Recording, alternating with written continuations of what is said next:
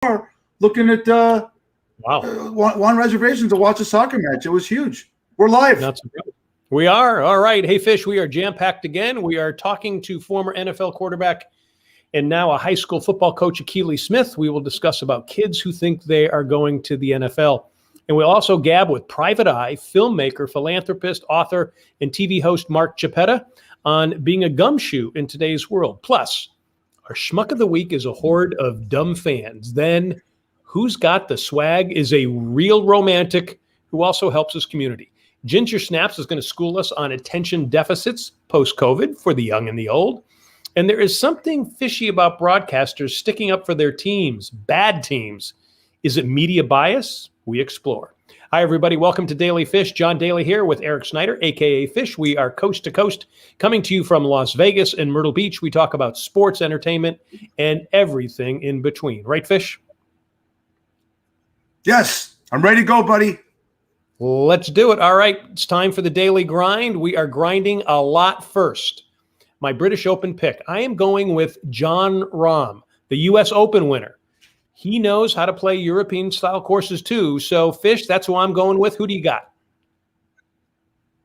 I'm going with, well, first of all, did you know I read that Jon Rahm was born with a club?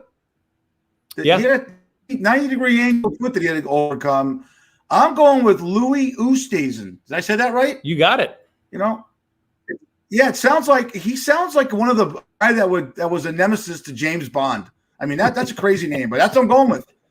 So that sounds good. Well, and it's kind of a rematch of the U.S. Open too, so that's a good pick too. I like it. So, if you're an American and you watch the Euro Cup finals and you didn't get it, then you will never get it. That was riveting stuff for a 1-1 game. Now, Fish, I know you were watching too, but don't you think the soccer world could get rid of the penalty kicks and just go with sudden death until we get a goal? Yeah, 92% of FIFA, the players, want to go sudden death. I mean, can you imagine American sports? Could you imagine NFL game went 2 overtimes and they went to a field goal kicking contest? Or the NBA went to a free throws or penalty kicks, penalty shots in hockey? You got to play it out. It's a real horse poop way of ending a game. I'm fine with it. I like it. Horse poop. That's good. All right. Next, the baseball all-star game is going on now as we are on live here. We aren't watching it. Why? Because I think we both find that all-star games are boring and a waste of time. Now, I want to see real games with relevance to the standings. The NFL and the NBA, to me, are worse than Major League Baseball. So, Fish, are all-star games obsolete? Yes, get rid of them. I mean, I don't just give these guys cards, give them a bonus all-star game. The Pro Bowl is a joke. I mean, they don't even tackle each other anymore. And the NBA is just a 3-point shooting contest. Here's interesting, real quick. The home run derby in baseball and the 3-point and dunk contest in the NBA get better ratings than the actual all-star games. So that lets you know how horse poop those are. You're into horse poop tonight. All right, next. How will you watch the NFL on TV in the future? Now, sources tell us after the 2022 season, the NFL Sunday ticket package could leave DirecTV and be streamed on Apple TV. Already during 2022, the NFL's Thursday night package will stream exclusively on Amazon. Fish, I say this is the future. Absolutely. You know, Paul Tagliabue, a commissioner before Dell, Roselle, always said that it will be free TV. Not anymore. The Sunday ticket is the most popular package that they have for the NFL, and now you're going to have to go to streaming. And now Amazon in 2022, the NFL ticket in 2023, that's where we're going right now. And if you really care about watching that sport, those outlets are making a lot of money. All right, another economic trend that could hit the NFL this season. Like most retail businesses, NFL teams are having a hard time hiring stadium workers, parking lot attendants, ticket takers, ushers, and security personnel fill more than 1,000 jobs per team, but not many want those jobs. So what if going back to stadiums is a letdown for fans because of these workers not providing their services? Fish, am I over-newsing this? No, you're not. In our restaurant, we can't find people to become servers. People don't want to work. I don't know what it is. I don't know if it's a bump up in employment, but we're having a crisis now with labor. And now it's reaching over to the stadiums right now. And it's crazy. You only have, if you're going to a concession stand and it's halftime, there's one guy pouring beers, you're not getting a beer and you're pissed off. So they got to fix this, and I don't know how they can. Yep. And I think it's endemic throughout the whole economy, and we would need a whole nother show to talk about that. All right. I hate to add to the economic and social realities that we get into in the headlines here, but how about this one? A hotel maid in Denver tipped off police about a cache of weapons and ammunition in a hotel overlooking Coors Field for tonight's All-Star game. 4 people have been arrested. We are still waiting on more details and connections. But Fish, I got to admit, this rattled me. We went through Vegas on October 1st, 2017, outside Mandalay Bay. Maybe this stuff is never going away. No, and you and I'm a big zombie apocalypse type guy. That's a lot of shows that I watch, and my wife says on all the violent shows. But you don't want to see this happen. But when's there going to come a time? One of the craziest movies I ever watched was The Sum of All Fears, a Clancy movie, where actually an atomic bomb went off at a football game. Yeah. And it's scary, but in the back of your mind, when I'm at games nowadays, where's that one idiot who could try something? And we just got to pray it doesn't happen. J. Edgar Hoover said it. We have to get lucky every time. They have to get lucky once. Yep. All right, and finally on the grind, a tough week in sports news. We had deaths concerning CTE, domestic violence, and child endangerment, injuries in the NBA Finals, and season-ending injuries in MLB. Fish, you got any good news? Yeah. All the strip clubs in Las Vegas are 100%. So when you come out here, John, all your comps are going to be good. Your back room VIP launch.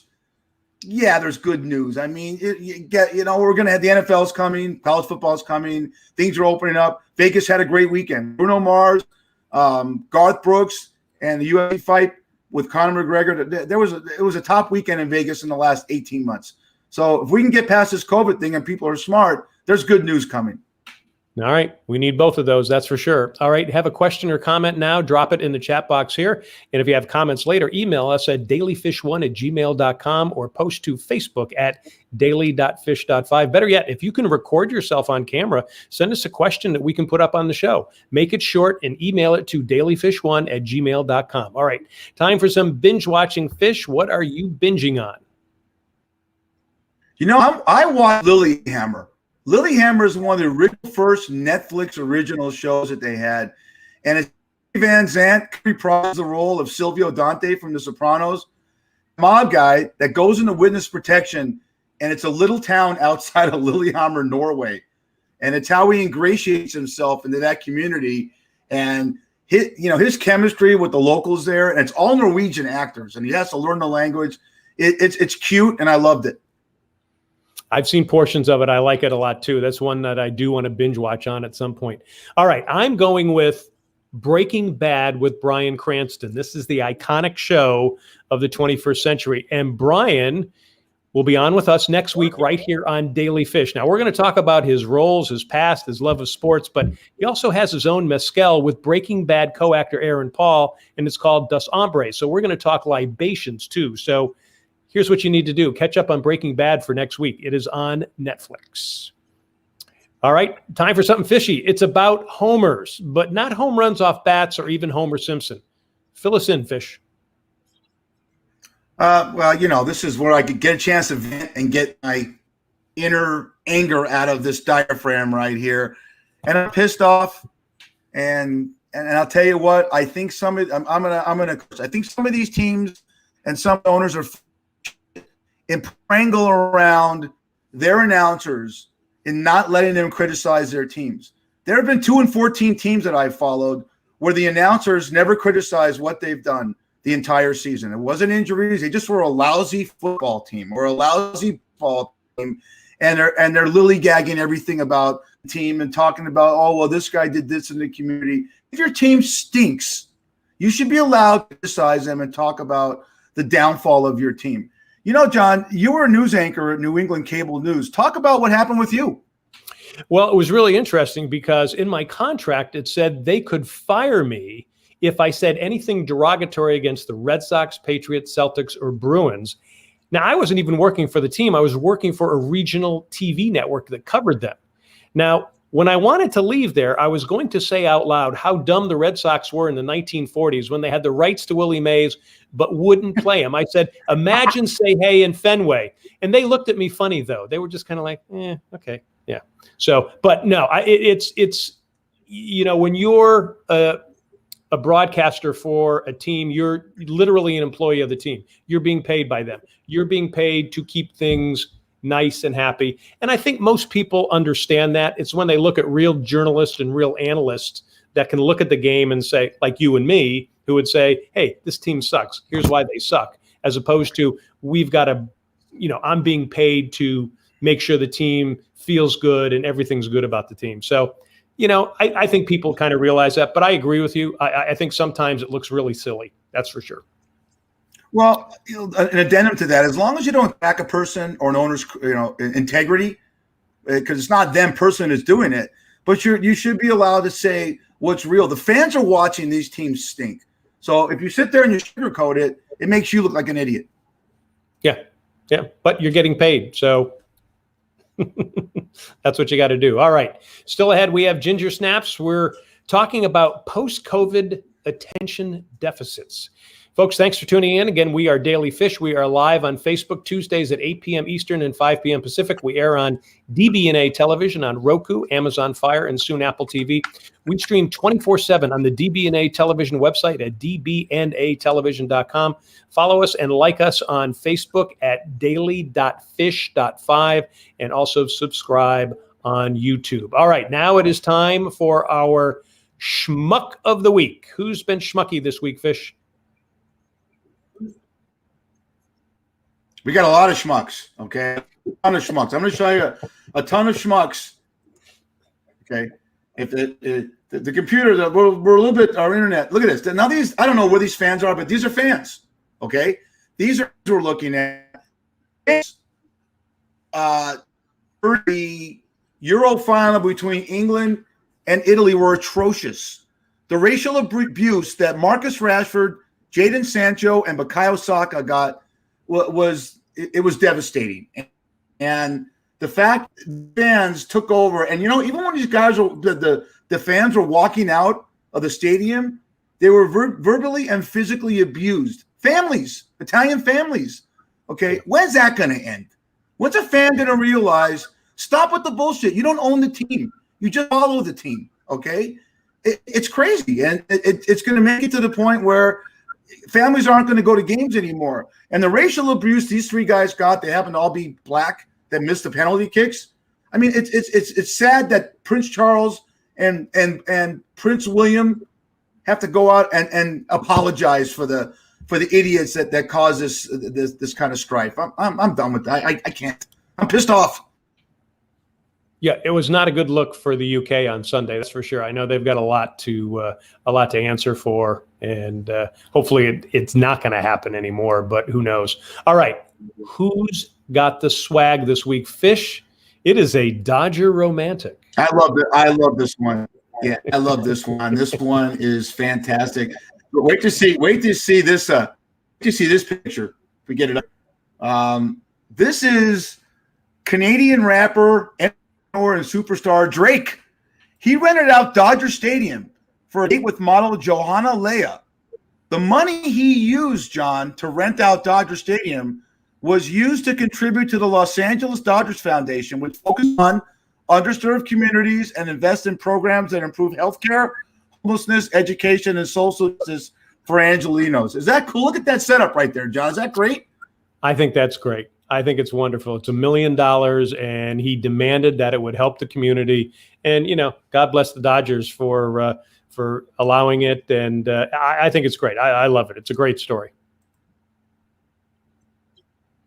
All sure right. Is. And Yeah, go ahead. All right, and we're going to toast Drake now with our drink of the week, and also a little bit in honor of the Italian Euro Cup victory. We are sipping on Fish. What are we sipping on?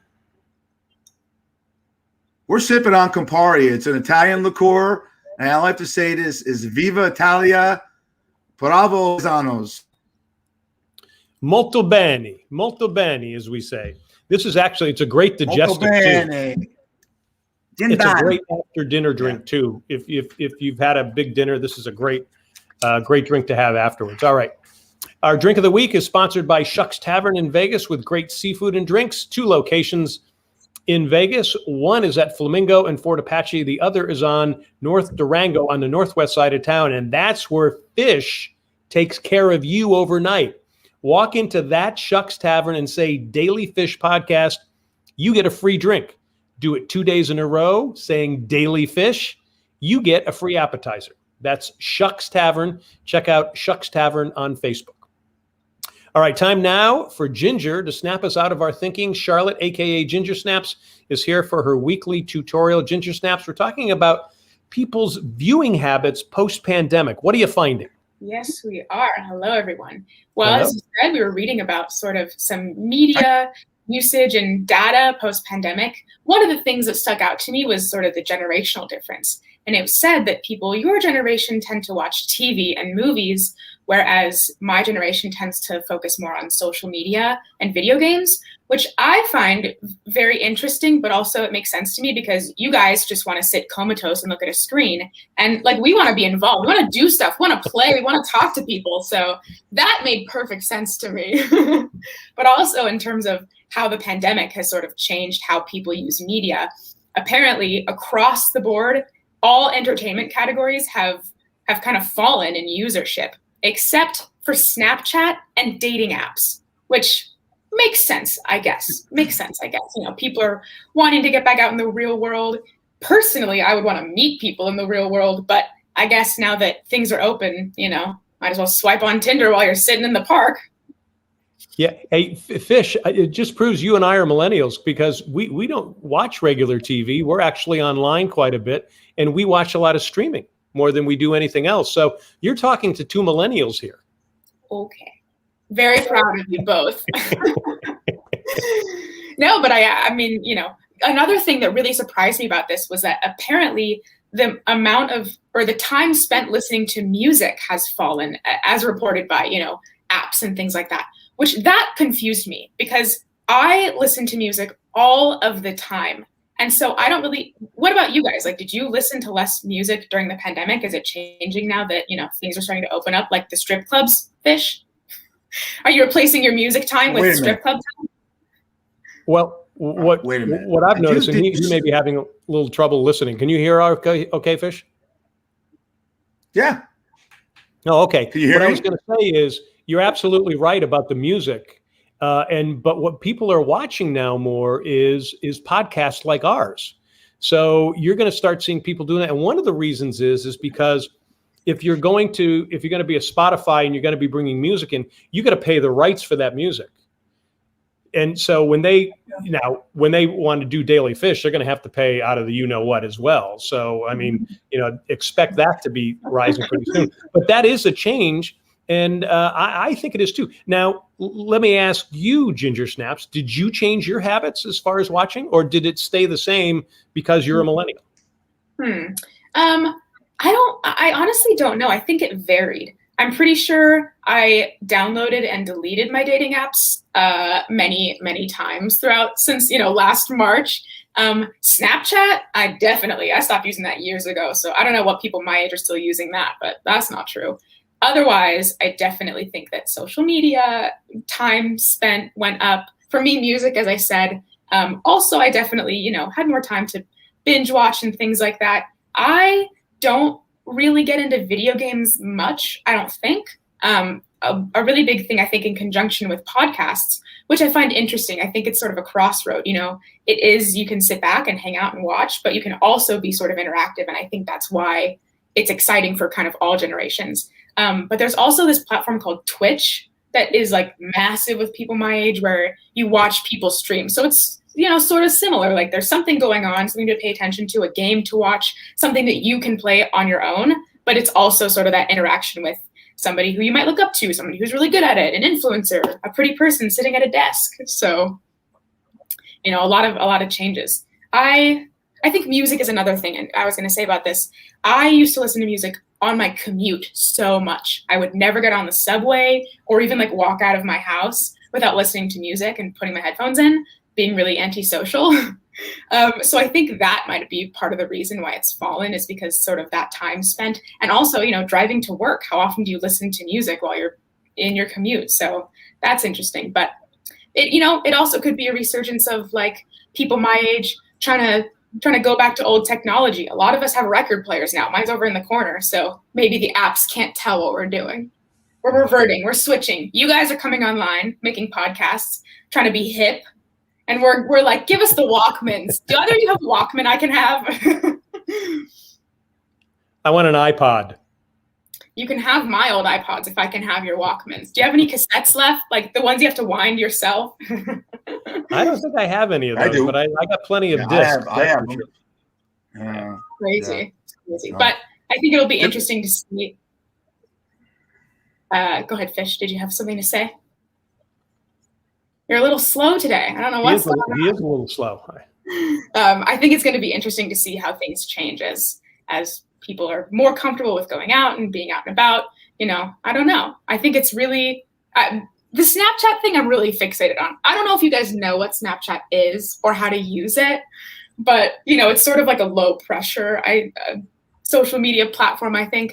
And that makes sense to me, that people are like out and about and they're, look at me at this concert. Look at me outside being a human. Look, I bought coffee at a real coffee shop. So that I get, wanting to prove that, you're getting back to life a little bit. That you're there. No, you can see that. That's for sure. All right. She is Charlotte. We call her Ginger Snap. She'll be back next week. Write to us if you have something she should school us on. Write to dailyfish1@gmail. All right, Ginger Snaps. Thank you. Bye, guys. Thank you. See you next week. All right. We're just getting started. Up next, we gab with, and I guess I need to check with you on this. Do we have a Keely Smith?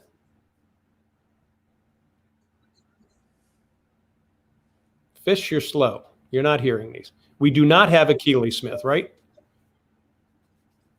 Okay. No, so can you hear me now? I can hear you now. Yeah. So can you hear me, John?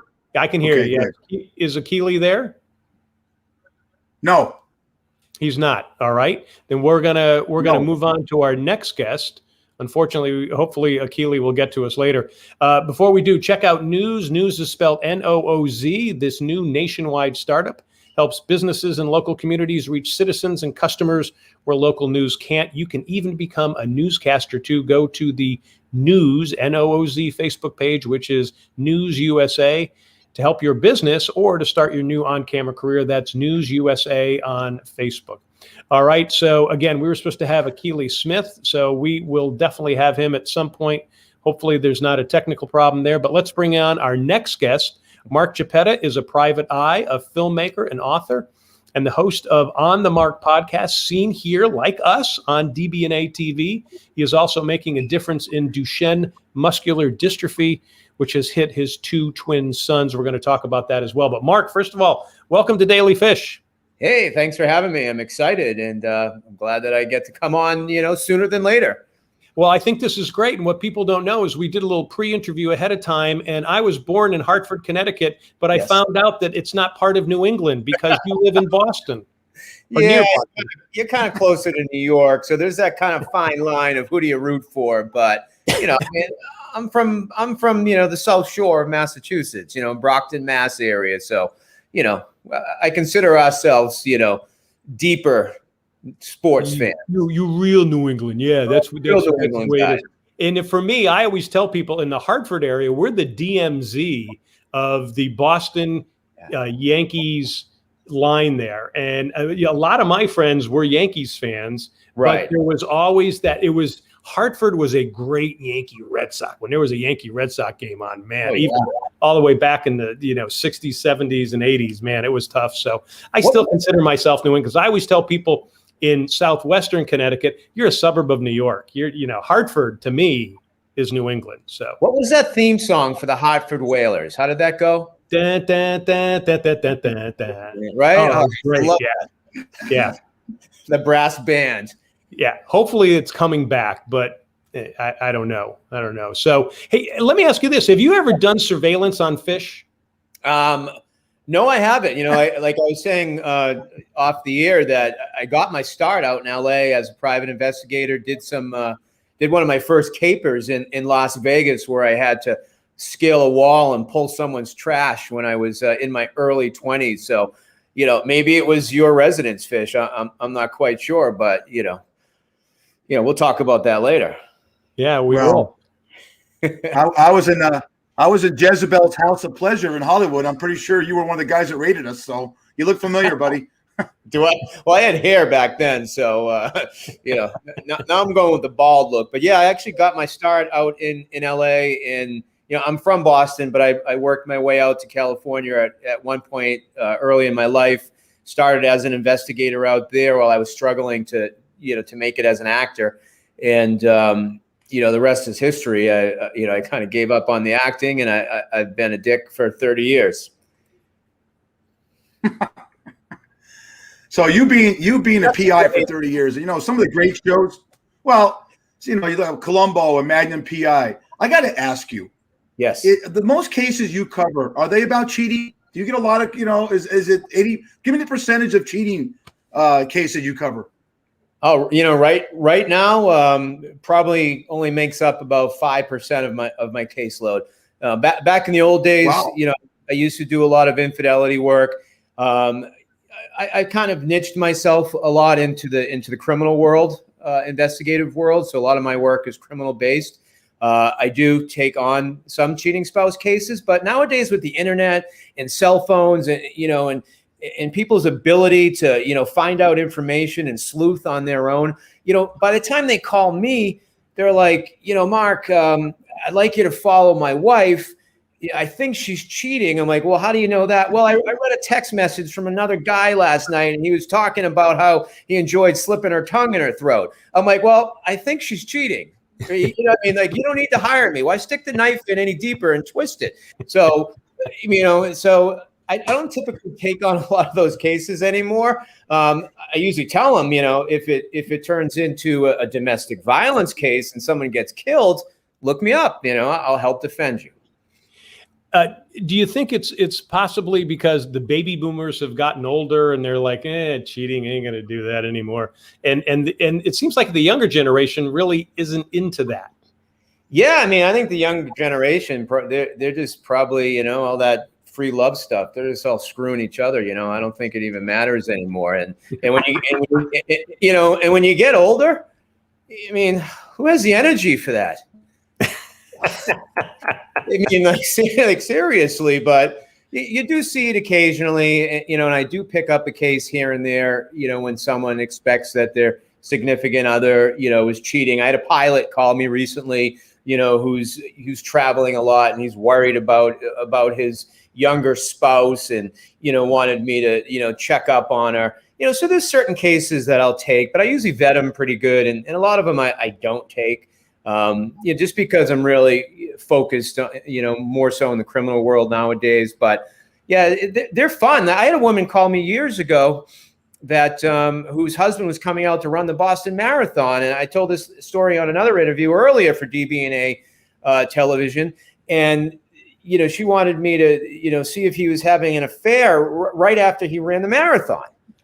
And I'm like, you're kidding me. So, I'm like, how am I going to figure out who this guy is amongst all these thousands of people running the marathon? I had the number, but when they cross the line, they cover him with tinfoil. So, and it's a lot of confusion on Boylston Street there in Boston. And I'm like, I mean, and who has the energy after a marathon to want to meet up with their mistress? I mean, so it's, whatever. Love does messed up things to you, I guess. So, and that's what us private eyes are here for. I'm thinking about what you do, and it's intriguing to me. Have you ever dealt? You can't say names, but Chapetta. Have you ever dealt with mob like that? Have you ever do things like that put yourself or your family in a situation where you say, you know what? If this goes the wrong way, I'm living in Idaho like Henry Hill, and I'm eating spaghetti with ketchup. I mean, Yeah, you cut out kind of. So I'm trying to. I mean, if I run into any problems with people that I'm watching, is that what you were asking? Have you ever done any situations where you have to do some PI covers? You got to cover cases where you're investigating the mob or guys in the mob or something like that. Have you ever worked? Yeah. I've worked alongside, with the FBI on certain cases that involve mobsters, but I mostly deal with gangbangers, which are just as bad as mobsters, Yeah, and I heard all the Italian talk going on before I came on, and I'm a fellow paisan, so it's so I mean those are my people. But but mobsters nowadays, they're kind of few and far between. You don't see too many of them down on the hill in Rhode Island, anymore. But I'd say more from a dangerous element for me, it's being out on the street investigating some of the the cases involving the Latin Kings and some of these gangs that, murder cases that I'm working on. So, and I've had situations when I've been on surveillance and people have come up to my window and say, hey, are you watching me doing this? And I usually just tell them to go pound sand or I'll break their nose. And they usually leave pretty quick. It's interesting. I was in Providence, Rhode Island, and I was actually working as an investigative reporter for a short while there. And one of the things that I noticed, and I was there 85 and 86, and it was when the RICO laws really took effect, and you began to see like the Patriarcha family, and all of them started dissipating. And it was like it was a totally different world then. Were you out there then? Did you see that? You know what? I wasn't investigating back in the late 80s, but in the early 90s, when I was starting my career, as an investigator, I was actually moonlighting as a deputy sheriff. And I used to do hospital transportations. And I know we transported a few of the Rhode Island mobsters a few times for, hospital appointments and visit. And it was a pretty intense thing to do. We'd have to have a chase car, and it was heavily secured, just for fear of someone trying to break them out. So I got a little taste of it then, and then having to guard them inside a hospital all night armed. And it was pretty cool stuff, to see, especially, I mean, we're all huge fans of the Sopranos and, and how they glorify, being a mobster and all that. But, from my experience, I've dealt with mobsters, I've dealt with gangbangers, I've dealt with, these thugs. And when I get them as my client and I'm sitting down with them in jail, they're totally different people. They're bullies out on the street, but they're wimps inside jail. Right. Tell us about your passion for Brazilian Jiu-Jitsu, and you're an ex-MMA fighter. Tell me where that came in. What portion of you really utilize that? You're an actor, you're a PI. Now you got Brazilian Jiu-Jitsu and MMA. Talk to us about that on Daily Fish. I know. My wife tells me I should just focus on one thing, but it's my attention deficit disorder. I don't know what it is, but I'm a wrestler. I've been wrestling. I started wrestling at a young age. 13 years old. Coached wrestling, and it's just my formative years. It was in my blood, and I got involved in mixed martial arts back. In the early days when it was the early UFC, when it was different, when it wasn't mixed martial arts, when it was more Vale Tudo, which means anything goes. And I was, I think 1999, I entered my first bare knuckle fight down in Rhode Island in a warehouse. I think there were a lot of motorcycle gangs there. And I was on the same card with Tim Sylvia, who ended up becoming the UFC champion. And it was just an 8-minute round of bare knuckle fighting. And then the sport started to evolve, and back then I was just a wrestler with some striking. And then I decided to, try to learn the art of Brazilian Jiu-Jitsu. And I fought up until I was 40. And I used to fight yearly to raise money for my charity, which we'll get into. But I retired from actually getting punched in the face at 40. And so I've just been practicing the jiu-jitsu ever since, and still competing, at my age. But I call it my natural Prozac. If I don't have that, I don't have that to kind of, temper me and help me with the dark moments that I have when it comes to dealing with disability in my life and the serious nature of my job, that I don't know what I'd do. I walk around like I'm 100 years old.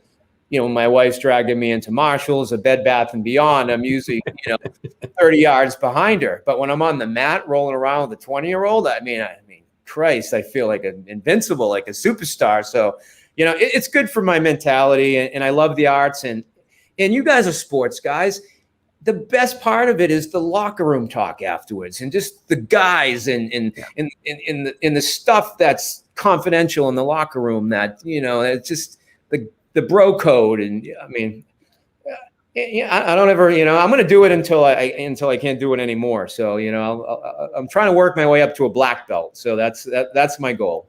All right. We're here on Daily Fish. We're talking to Mark Chiappetta, a private eye filmmaker and author, and the host of the On the Mark podcast, seen here with us as well on DBNA television. His website is markchiappetta.online, and Chiappetta has 2 P's and 2 T's. He is also making a difference in Duchenne muscular dystrophy, which has hit his 2 sons. To find out more about that and how you can help, go to wheelchairstrong.com. Mark, let's talk about that. Tell us about your 2 sons and what they're going through and how great they've been and the efforts you've made behind that. Fill people in on that. Yeah, my son's Troy and Andrew that you see there. It's my daughter, and my other son that's to my right, who's actually taller than me now. He hit puberty since that photo. But my twins, Troy and Andrew, they were diagnosed with Duchenne muscular dystrophy at a young age, and it's a terminal muscle wasting disease. They lack a protein in their body called dystrophin. They were ambulatory up until about 12 years old, and lost ambulation, went into wheelchairs, and progressively gets worse.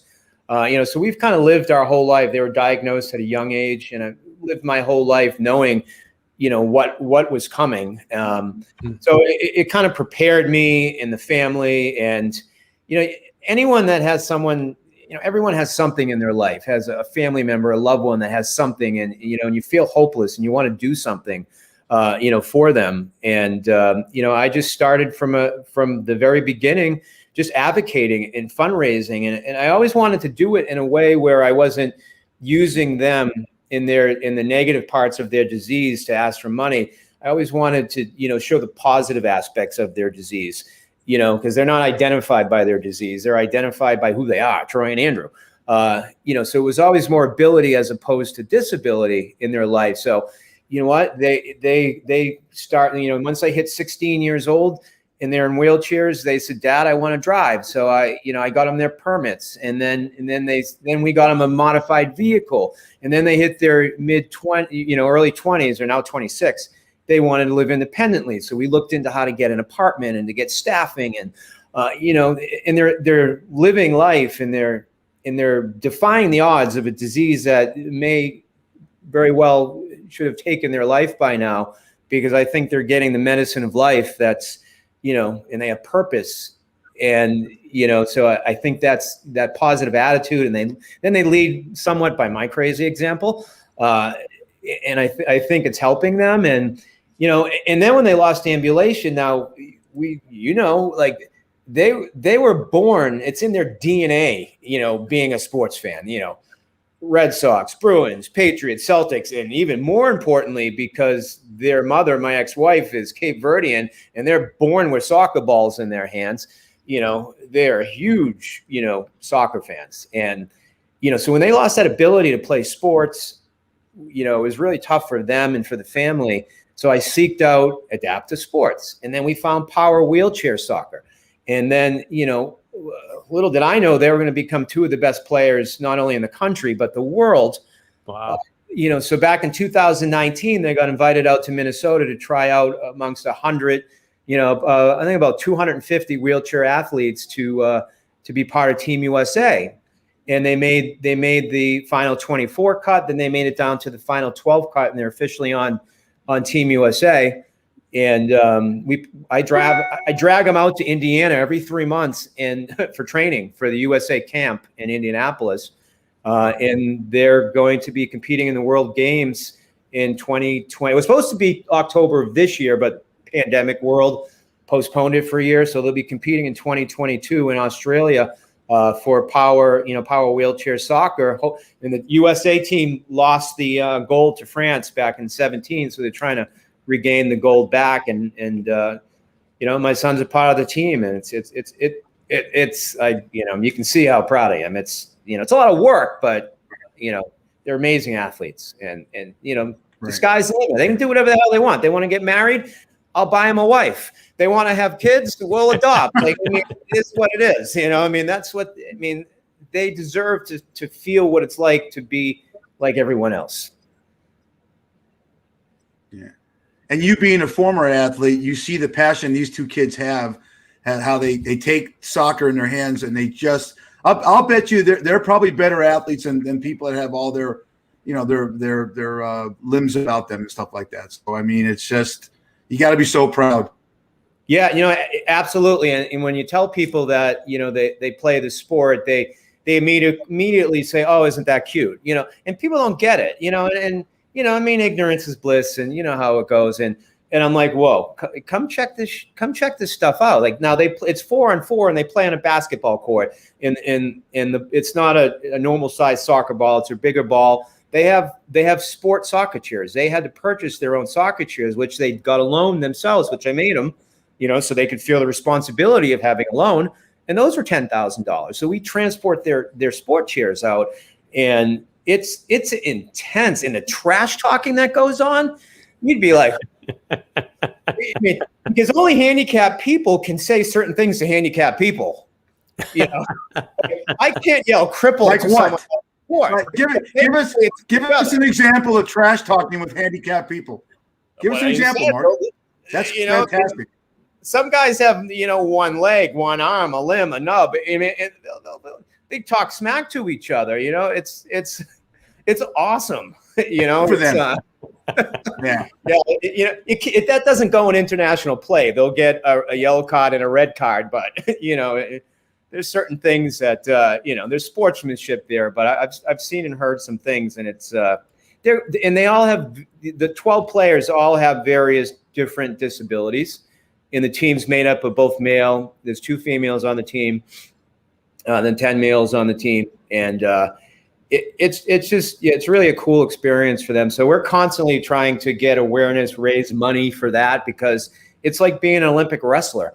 You got to come up with sponsors yourself, and and corporate connections, and that's been a struggle the last year for the whole our USA team because of the pandemic. So if there's anybody out there that just got some FU money, you want to check out my kids, by all means, I'll fly them to you. Cool. And now, is there a website for them to go to look at that? Would that be the wheelchairstrong.com? Yeah, you can find it a link to the US Power Soccer team on the Wheelchair Strong page. I'm sure there's a link to that. My kids actually built that website. My kids built my PI website. My kids built my media website. Wow. It's so we're kind of a family effort here, and I give them purpose. I pay them to build these sites and manage it for me, because I'm 52 years old. I can barely turn on my computer. So having their abilities is, I pay them 10 cents on the dollar, but you know what? All the wisdom I've given them, they owe me millions. Absolutely. Yeah. And you keep telling them that. Right? Yeah, absolutely. Yeah, definitely. Hey, you did a film on them, right? Or on the charity? Yeah, it's called The Father's Fight, and it's on the wheelchairstrong.com website. It was on Amazon, but we pulled it off of there and put it for free on my website. And it's basically chronicling I was 49 turning 50, and I was contemplating getting back in the cage to fight, to raise awareness against the wishes of my wife and my kids and the doctors. And, so you get to kind of see what happens in the film. But it's basically an hour of what you're watching right now, just my neurotic personality, sprinkled in with my cute kids. But it's inspiring, and I think a lot of people are touched by it, and it just doesn't resonate towards families with muscular dystrophy. But I think anyone that has a challenge in life will find inspiration through our family and how we tackle things. Right. Good stuff. Well, not to digress, Mark, but if someone wanted a private eye How would you know they have what it takes? Could you you train guys or women and say, you know what, you have the moxie to do this, or right away that this is a must and can't, forget it. Yeah, typically I'll hire anyone that calls me up and said that they used to, read Nancy Drew and the Hardy Boys. I'm kidding. I get those calls, and everyone insults me and says, I could do what you do. I caught my husband cheating. Come on.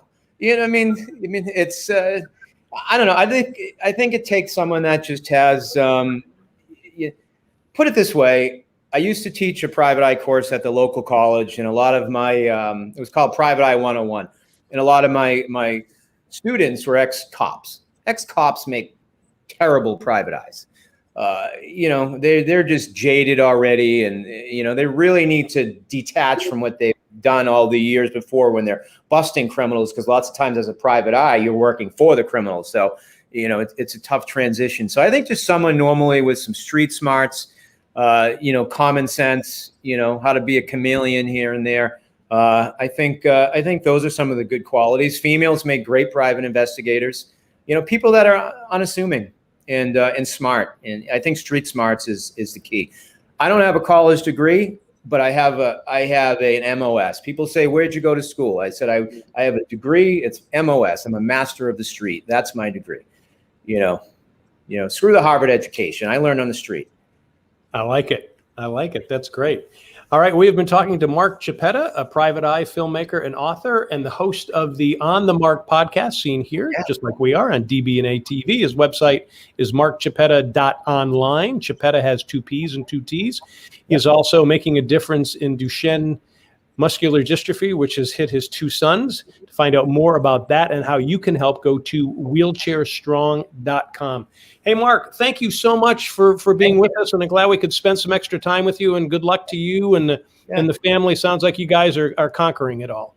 Thank you so much, guys. I enjoy your show. You're doing great things, and shout out to Dave at DBNA Television. My show airs at, I got a prime time slot for for insomniacs. I'm on at 1 a.m. on the East Coast, and whatever that is out where you guys are at, 10 p.m. or something. No, we're like 3 a.m. I think we're 3 a.m. on the network, but we air live here on Tuesday night. So it's all good, man. I'm just happy to be a part of it, and I thank you guys very much. And you have a great evening and a great rest of your show.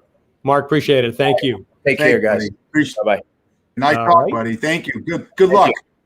Absolutely. All right. So coming up, we're going to have a peek about next week. And because we lost to Keely Smith for some reason, he wasn't able to get on here. We got some other things we can fill on. But let me talk about first, if you're in Vegas and you're in pain, go to MedSonics. The sound wave technology relieves pain. It is non-invasive. You sit there for 25 minutes. You relax. The website is medsonics.com. It's spelled MEDSONIX, medsonics.com. Al is the owner, inventor. Tell him Daly Fish sent you. All right, Fish. So obviously we don't have a Keely here, but you and I have so much to talk about. Let's hit one of the issues that we kind of had in store that we wanted to talk about anyway. Well, something that I think is fantastic is that Major League Baseball announced today that they're giving $140 million to the inner city programs to get kids that don't have a chance to really get the equipment and the tutelage to get into Major League Baseball, get into baseball so they can have a chance at Major League Baseball. And my debate on this with you is that's great, but does the average inner city kid want to take the time to get in the Major League because of all the time it takes in the minor leagues? I'll ask you this, John. We'll debate this. Would you say that Kobe Bryant and LeBron James are 2 of the greatest basketball players and pro basketball players in the last 25 years? Yep. Okay. Absolutely. How many college games did they play? Let me figure that out. Maybe Kobe and LeBron, 0. Okay. I think the younger kids nowadays, John, they're more in tune with, okay, I can go to play college basketball for 1 year and at 19 make $20 million a year, and you play college football for 2 years and you're making $26 million a year, a la Kyler Murray, who signed a big contract after 2 years in college. So my son Max has a friend of his that they went to the University of Arizona together, and the kid's 7 years in the minor leagues still trying to get to the show. So I think it's great that Major League Baseball is taking the time and the effort to help kids get into the sport. But are the kids motivated? What do you think? Are the kids motivated to take the time? Because there's very few Bryce Harpers and Alex Rodriguez's out there that are phenoms that go right from basically getting signed by someone right to the big leagues. Yeah, I agree with you. I think there's another side to it. I do think that a lot of kids see it as an easier, quicker way to go and go to basketball and go to football. But I also think that there's an impediment with baseball. One, I think baseball has become a little bit of a wealthier sport, because if you're going to play a lot of baseball, you're going to be on a travel team. You got to have spikes. You got to have a glove. You got to be with other players who are willing to travel to go different areas. And a lot in the urban settings, the urban settings don't really have ballparks available for kids. So it's easier to build a basketball court in a park. You can't really build a little league field in too many places. Do they have them? Sure, they do have them. So I think it's a combination of exactly what you're saying, but I also think that the economics kind of pushes that away. And if you are a young minority child, you definitely are, especially in the United States, you're going to go more towards being in the NFL or being in the NBA. At the same time, too, I've been to Curacao, and I did a whole segment down there on the fact that Curacao has the most baseball players per capita than any other nation in the world, especially in the Caribbean there. You would think Dominican Republic just has a higher population. Curacao, a lower population, but a higher percentage of players. And there was a couple of reasons there. Was that they provide a lot of baseball fields there. The other reason was that they have really bad gravel there. So you see great shortstops and infielders being developed because they don't have the smooth infield there. So when you're down there in Curacao, they really encourage the kids to play a lot of baseball. So if the encouragement is there, and this is where I would say to Major League Baseball, bravo, let's do it. Let's get it so we have more African American players from the United States in there. And I think if we encourage them, I still think you're going to start seeing more of them.